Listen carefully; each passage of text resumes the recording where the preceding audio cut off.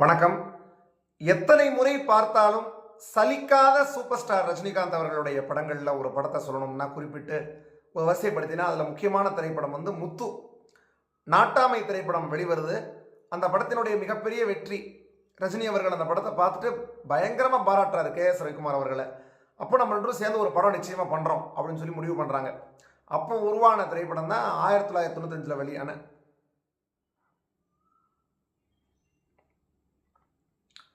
நாட்டாமை திரைப்படத்தினுடைய ஒரு மிகப்பெரிய வெற்றி. அந்த படத்தை ரஜினி அவர்கள் பார்த்து பயங்கரமாக பாராட்டுறாரு கே.எஸ். ரவிக்குமார் அவர்களை.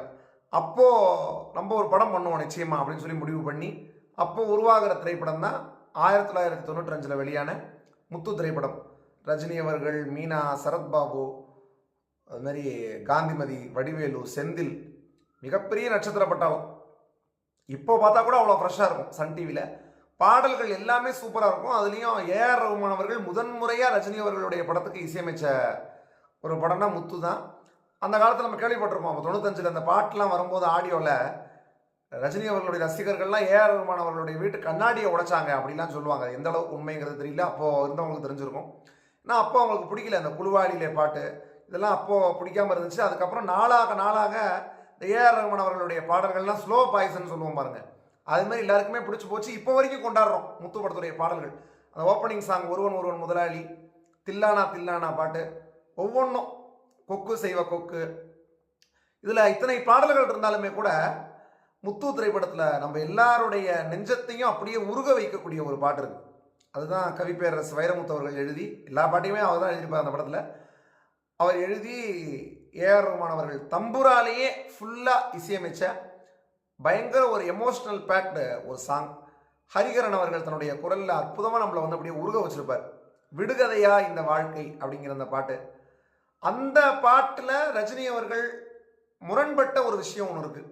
அதாவது நான் அந்த வரிகள் வந்து நான் நடிக்க மாட்டேன் இந்த படத்துக்காக, நான் ஸ்க்ரீனில் வரமாட்டேன் இந்த வரிகளுக்காக, இது வந்து உருவாகக்கூடாது, இந்த பாட்டு வேணாம், இது வந்து எனக்கு என்னுடைய நிஜ வாழ்க்கையை பிரதிபலிக்கிற மாதிரி இருக்குது இந்த வரிகள் அப்படின்னு சொல்லி ரஜினி அவர்களே சொன்னது. இதில் வந்து கிட்டத்தட்ட 3-4 இது இருக்கும், செட்டு இருக்கும். ஆனால் படத்தில் வர்றது வந்து 2 செட்டு தான் வரும் இந்த பாட்டை பொறுத்த வரைக்கும். ஒன்று வந்து ரஜினி அவர்களை சரத்பாபு அடித்து துரத்துவார் வீட்டை விட்டு, அப்போது ஒரு செட்டு ஒன்று வரும். அதுபோக அப்பா ரஜினி இருக்கார் பாருங்க, ஜமீன்தார், அவர் தன்னுடைய ராஜாங்கம் மாளிகைகள் எல்லாத்தையுமே அந்த ரகுவரன் அவங்களுக்கு வந்து அவருக்கும் அவருடைய மனைவிக்காகவும் எழுதி கொடுத்துட்டு வீட்டை விட்டு வருவார். இந்த எல்லா ராஜாங்கத்தையும் விட்டு வருவார். அப்போது வந்து வரக்கூடிய செட்டு வந்து 2வது செட்டு. இந்த 2 செட்டு தான் படத்தில் இருக்கும் வைரமுத்து அவர்களுடைய இந்த வரிகள். இதில் ஃபஸ்ட்டு சரத்பாபு வந்து ரஜினி அவர்களை வீட்டை விட்டு துரத்தும் போது, இதுக்கு மேலே வெளியில் போகாட்டி நானே அவனை அடித்து துரத்துற மாதிரி இருக்கும், துரத்த வேண்டி வரும் அப்படின்னு சொன்ன உடனே ஆரம்பிக்கும் விடுகதையா இந்த வாழ்க்கை அப்படின்னு. அங்கே இருக்கக்கூடிய யானை முதற்கொண்டும் கண்ணீர் விட்டு அழற மாதிரி காட்சிப்படுத்தியிருப்பாங்க. இப்போவும் அந்த பாட்டை நம்ம பார்த்தோம்னா நம்முடைய கண்கள்லேருந்து கண்ணீர் வரும்.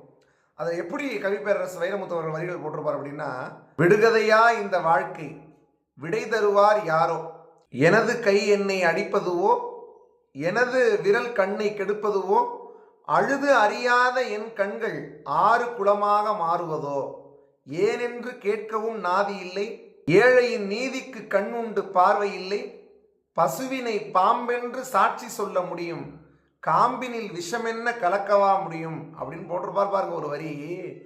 அதாவது முத்துங்கிற கதாபாத்திரம் எவ்வளவு தூய்மையானவன், அந்த தூய்மையான கதாபாத்திரம், அந்த தூய்மையான ஒரு மனிதனை புரிஞ்சுக்காம இவ்வளோ பேர் சேர்ந்து அவனை விரட்டுறீங்க அடிச்சு.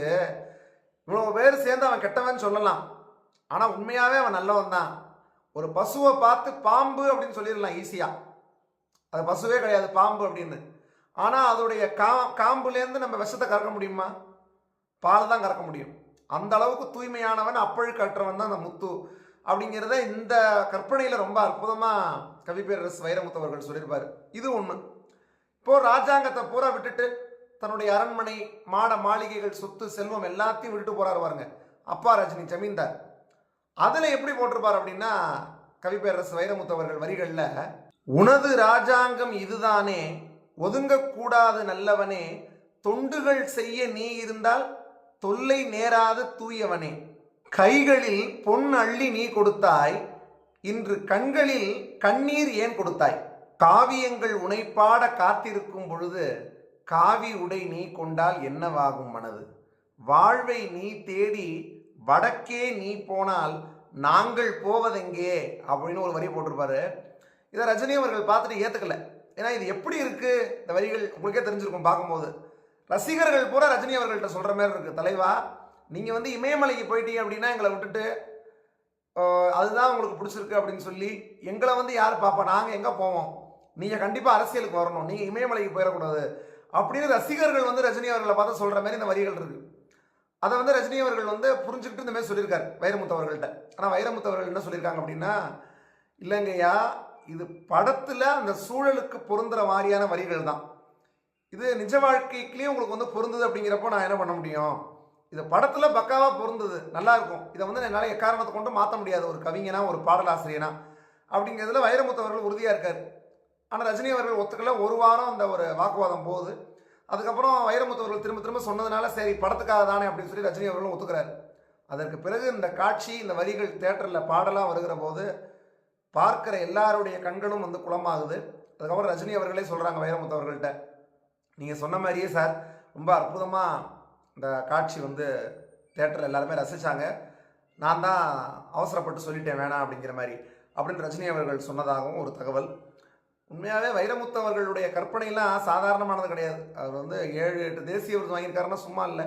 இந்த விடுகதையா இந்த வாழ்க்கை பாட்டும் அதுக்கு ஒரு மிகச்சிறந்த உதாரணம். இந்த வரிகளுமே அதுக்கு மிகச்சிறந்த உதாரணம். அவருடைய கற்பனை வாழ்வை நீ தேடி வடக்கே நீ போனால் நாங்கள் போவதெங்கேன்னு சொன்னதாக இருக்கட்டும், பசுவினை பாம்பென்று சாட்சி சொல்ல முடியும், காம்பினில் விஷம் என்ன கறக்கவா முடியும்னு சொன்னதாக இருக்கட்டும், இந்த வரிகளை வந்து அற்புதமாக ஹரிகரன் அவர்கள் பாடி அதுக்கு உயிர் கொடுத்துருப்பாரு. ஏஆர் ரஹ்மான் அவர்கள் தம்புரா இசையிலேயே நம்மளுடைய நெஞ்சை வந்து அப்படியே பிழிஞ்சு எடுத்திருப்பாருன்னு தான் சொல்லணும்.